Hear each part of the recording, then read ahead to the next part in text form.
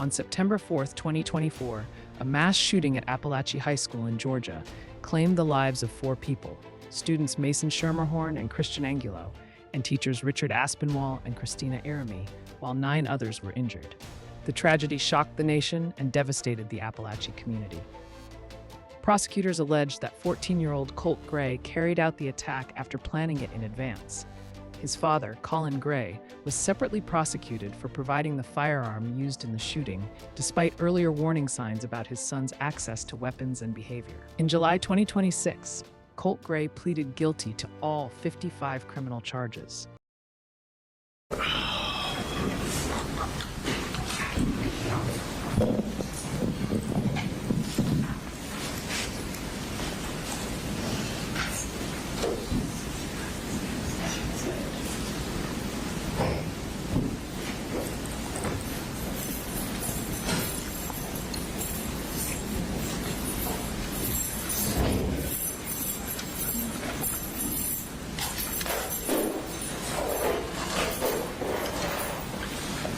All right, we are all present. Never before have I had to sentence a 16-year-old. Certainly for something someone did when they were 14 years of age. Those who appear regularly in front of me have often heard me lament about the difficulty in sending a young person to prison. And here, as everyone understands, the minimum sentence is life with parole. Now, the appellate courts have said that children are constitutionally different from adults for purposes of sentencing. That stems from an understanding that juveniles aren't fully formed cognitively. Hallmark features of a juvenile include immaturity, impulsivity, recklessness, and a failure to appreciate risk and consequences.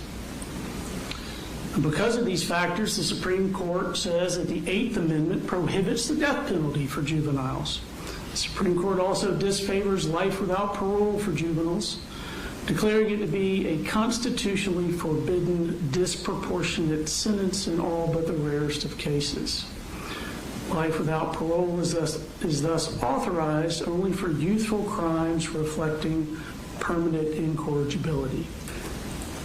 Life without parole is barred for crimes that are born out of a transient immaturity of youth. Now, I recognize that with your guilty plea, you've assumed responsibility for your crimes. You have made a lengthy and public trial unnecessary. I also recognize that you were failed by each of your parents. You were failed by your extended family.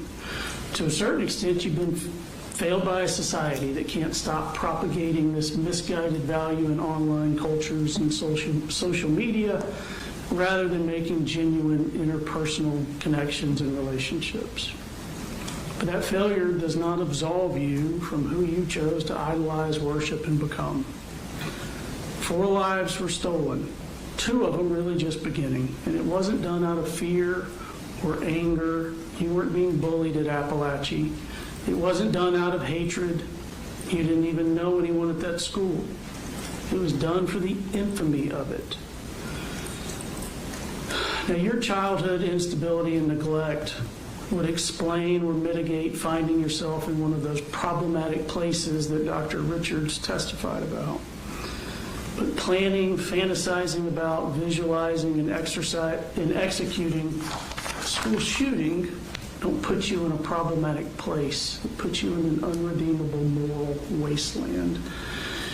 Your crimes do reflect permanent incorrigibility, and I will sentence you to life without parole for each of the malice murders that you committed.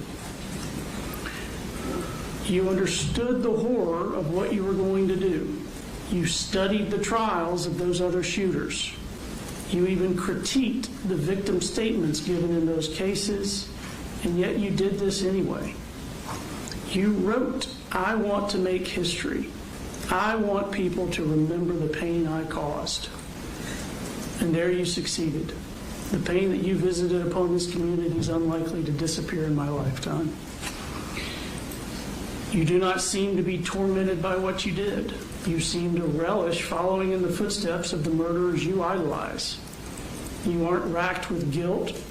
You're proud of yourself. Less than a month after the tragedy, you weren't concerned with the horror you wrought, but rather with finding out which mass murderers they were comparing you to.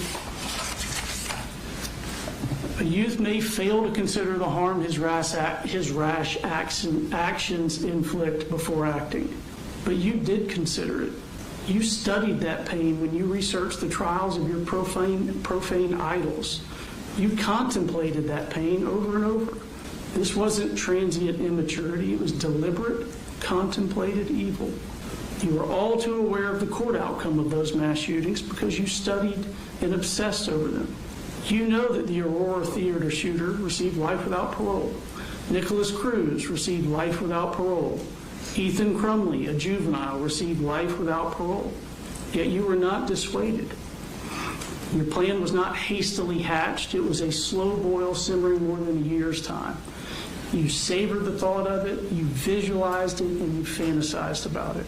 You broke it down step by step in visualizing what you were going to do. The thought of mimicking these other mass murderers is what brought you joy. Now, for the rest of us, there is no joy here today. There's only a measure of closure. The slain will not return to life, the injured will not forget their wounds, and a 16-year-old boy will live and die in prison. You have certain post-plea appellate rights I need to inform you of. You have a right to file a notice for a discretionary appeal within 30 days of today's date. You can have a lawyer represent you for that, but you are not entitled to court-appointed counsel. You have a right to file a motion to withdraw this guilty plea because it's less than 30 days before the term of court ends. You have to file that within 30 days of today's date. That would be to correct a manifest injustice. You do have a right to a court-appointed attorney for that post-plea appellate right. If you need a court-appointed attorney, you need to promptly apply for one so that one can be appointed to meet that 30-day deadline. You also have a right to file a petition for habeas corpus to challenge any legal errors in the proceeding, any violations of your constitutional rights. That is a civil proceeding for which you do not have the right to court-appointed counsel. Each of the malice murders will be life without parole, concurrent to one another. The felony murders and the related aggravated assaults for those all merge as a matter of law. Each of the aggravated batteries will be 20 years to be served in confinement consecutive to the life without parole. The aggravated assaults and the cruelty to children that do not otherwise legally merge will be 20 years concurrent to the life without parole. Is there anything else I need to address? 20 years on the aggravated battery consecutively and current with each other. Yes. All right.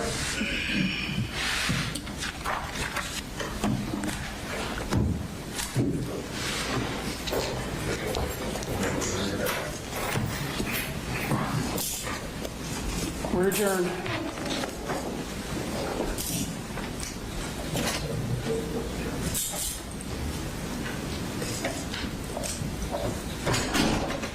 With him off the bench, that camera needs to be off.